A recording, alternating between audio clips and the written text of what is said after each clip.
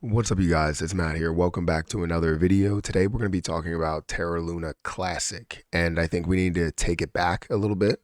Sorry about my voice. It kind of sounds a little weird, but we're going to deal with it today. Yeah, we're going to take it back. We're going to talk about what was said literally during the crash or days after the crash and how we recover Terra Luna Classic, and showing that CZ in his mind, like right after that, was expressing the right ideas and the way that I've been thinking this whole entire time, as well as understanding that what Kwon wanted to do and the validators wanted to do was the wrong idea. So let's talk about this, guys. If you could, make sure you hit the like button, hit that subscribe button, hit the notification bell for more of these videos. Also, make sure you check out some of the links down below. It does help out the channel. And if you want to follow me on Twitter, follow me on Patreon, those links are also in the description. I just recently put out a video about Terra Luna Classic and an exit plan, and making sure you guys have an exit strategy. So if you guys do want an exit strategy spreadsheet, it's over on Patreon. So let's talk about this. This is definitely an interesting conversation to have, because in the beginning, when we saw this crash that was happening, we wanted to see ways that we could recover it, right? Some people were just like, it's over. Don't talk about Terra Luna Classic anymore. Don't believe in Terra Luna Classic. It was just something that came out of nowhere and also is disappearing, in the same amount of time, right? But when I saw it as an opportunity, not only opportunity for investments, but an opportunity for people to kind of be a part of this bigger picture of recovering what Terra Luna Classic once was, or Terra Luna at that time once was.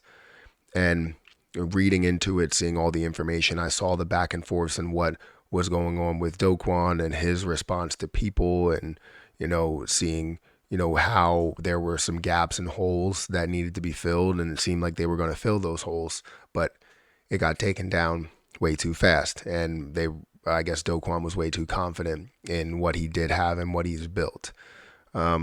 So what am I talking about here? Why am I saying that CZ is right here, and CZ is saying that burning really is the only way to get Terra Luna Classic to a recovery state, and that Kwon is wrong?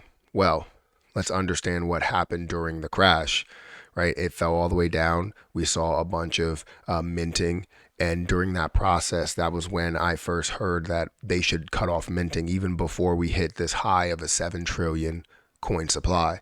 It was at like 20 billion or 30 billion or something, and they were like, look, we should cut this off and just see what the damage actually is, and then assess the damage as we go along. But the chain and everything that's happening there, obviously you need to go through different protocols in order to have that cut off, and it's not something as simple as like, let's just stop it right away, right? So I thought that it would have been a better process to do that, because then you could have assessed the damage after the damage is done. It's like basically this. If you wanted to compare it to a situation, it's like building a house in a hurricane, right? Because the hurricane's going to take away that house. It's going to continue to chip away at it and pull different pieces off, pull the roof off, and you're sitting here building with your hammer. It's like we're building one piece of it while they're destroying a very large section of it, altogether. So I feel like minting didn't really help. It didn't really do anything.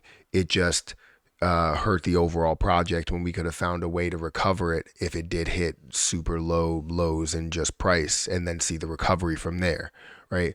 What we were doing was just kind of prolonging the inevitable, and I guess creating maybe a couple of gaps to where it didn't hit as low of a market cap, because honestly, this could have been down to like tens of thousands of dollars worth of a market cap. And if it was, it would create an opportunity for a lot of people to get in very, very early. But instead, it hit a low of like kind of or a low point of maybe like 100 million, I want to say, dollar market cap, maybe $50 million market cap. But this could have been tens of thousands of dollars worth of a market cap, which would have created, again, that huge opportunity for you guys.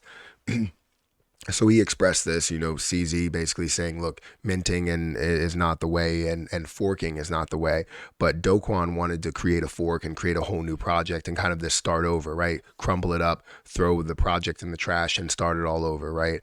That's really what his mindset was, and I wasn't really a fan of that. But the good thing is that he didn't crumble that up and throw it in the trash. He just took it and placed it over here in a filing cabinet while starting up this new project, which is Terra 2.0. So anyways, what I'm trying to get at here is I found this article from a while ago. It was from May 15th, 2022, literally when, that did happen.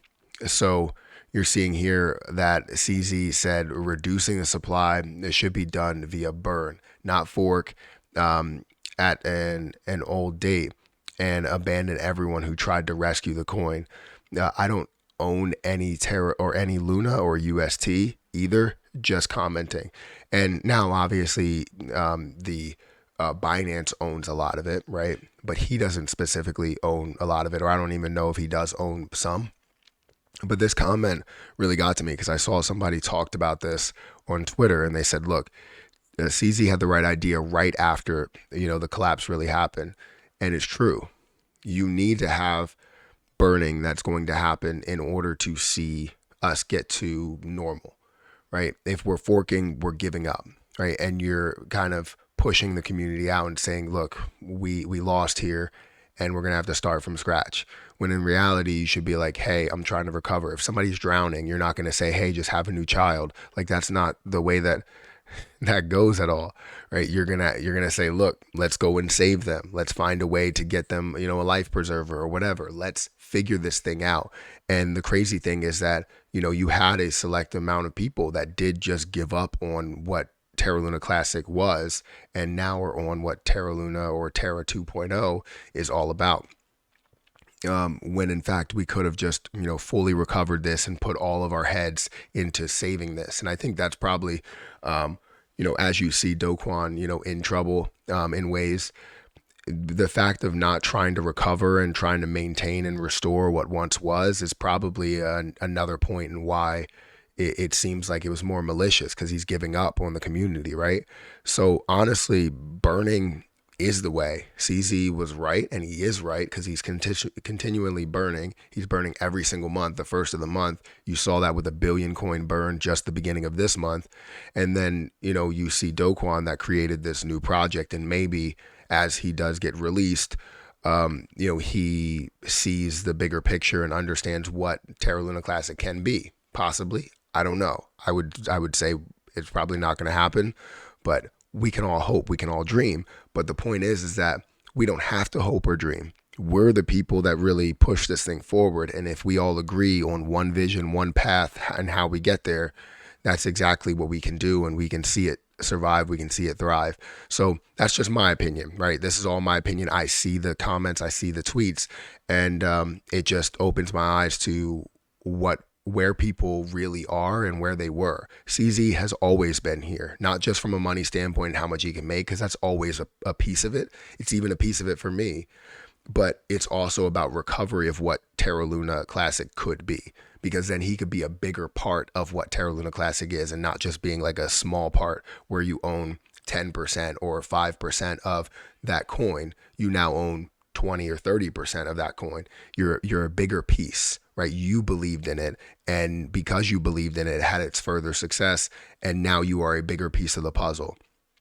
I think of it similar to like a business, right? If you had Facebook that all of a sudden collapsed and a lot of the bigger shareholders gave up on it, and you had, a smaller shareholder, right, that wanted to buy up their shares and gather and believe in the project. Now they are a bigger picture. They are a bigger piece of that, of that success. So anyways, guys, hit that like button, hit that subscribe button, hit that notification bell for more videos like this one. I'm going to get out of here, and I'll catch you guys in the next one. See ya.